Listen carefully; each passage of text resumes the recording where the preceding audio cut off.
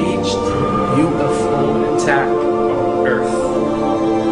We have been preconditioned by all the media for the past couple of decades to slowly but surely start accepting the existence of aliens and UFOs.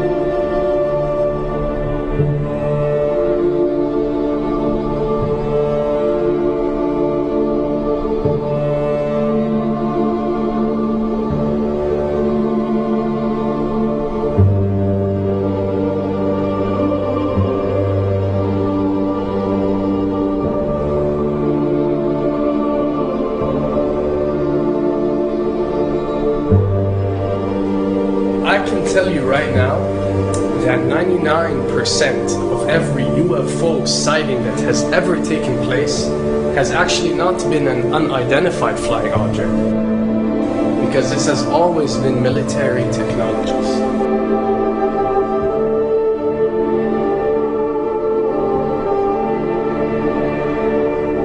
Another thing I'd like to point out is surveys and questionnaires.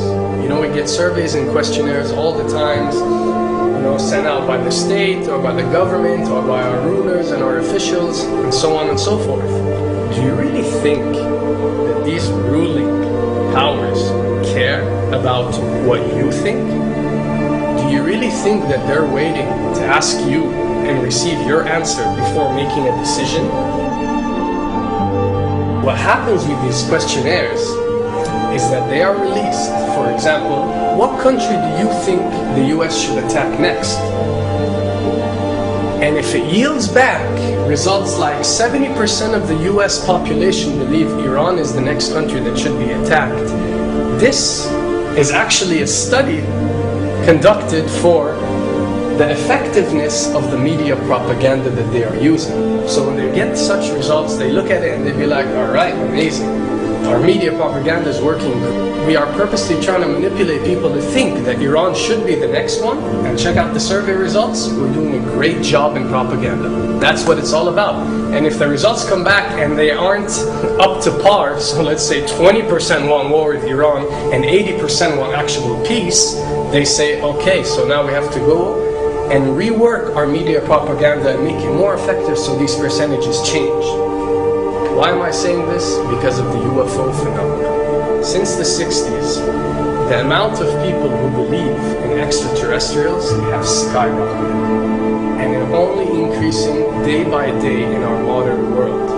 This only confirms the success and the plans that are taking place to first manipulate you to believe in UFOs, and second, to conduct a UFO attack that is going to force the whole world to unite to fight off this enemy and accept the New World Order. A former Canadian government official is warning we may be on the verge of intergalactic war, saying, quote, the Bush administration has finally agreed to let the military build a forward base on the moon, which will put them in a better position to keep track of the comings and goings of visitors from space, and to shoot at them if they so decide. I was introduced to the late Dr. Wernher von Braun in the U.S., the father of rocketry.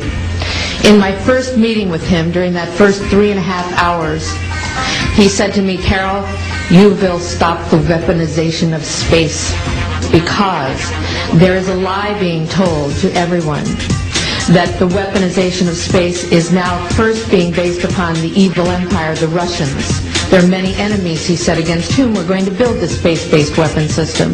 The first of whom was the Russians, which was existing at that time. Then there would be terrorists. Then there would be third world countries. Now we call them rogue nations or nations of concern. Then there would be asteroids. And then he would repeat to me over and over, and the last card, the last card, the last card would be the extraterrestrial threat. As a military strategist, as a person who worked on the MX missile, which I did later, he said, you will find that there is going to be a spin to find some enemy against whom we have to build space-based weapons, and now we should expect the spin. And that's the formula, except that it's all based on a lie. A supersonic saucer. Called the Silver Bug, it was truly revolutionary. The plans show in detail a multi-jet engine craft that boasted amazing maneuverability and speed.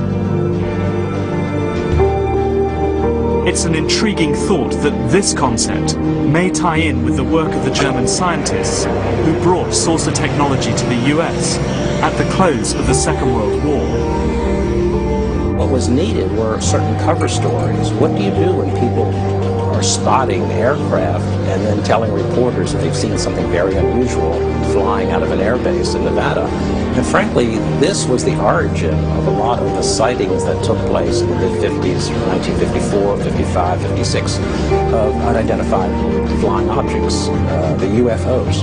So the CIA was involved in encouraging people to believe that, yes, they saw UFOs, and the CIA and the military tried to be very helpful to reporters to get these stories out, to divert the attention of the country, particularly the people in this region, about what they had actually seen. Mexican Air Force pilots capturing on videotape what are said to be 11, count them, 11 UFOs. The Mexican Air Force has released a video that some of you are going to find difficult to believe. A journalist says it shows images of UFOs tracking a Mexican military plane. So what's the truth about UFOs? The story of successive attempts to develop radically new forms of flight, conducted under the strictest secrecy, is inextricably bound up with our relationship with UFOs over the last 60 years. Whether it's Allied pilots buzzed by strange balls of fire in 1942, or the Roswell incident 5 years later, there is a strong case to be made that secret military technology offers a convincing explanation for many UFO stories. Anytime the government has secrets that they can keep from us, they can manipulate us by those secrets. In essence, they still remain 25 years at least ahead of us in technology, information, and knowledge, and secrets, and they are using them against us. I heard over the years many times over that the plan to usher in the New World Order would be to make all the people in this country and around the world feel totally helpless to prevent the New World Order from occurring, this world dominance plan, by saying that we had been invaded by aliens, so that we would say, oh please UN, come in and help us all. So bear in mind that there is a planned orchestration to get people to be submissive through a secret technology and information that they're keeping from you under the blanket of the so-called National Security Act.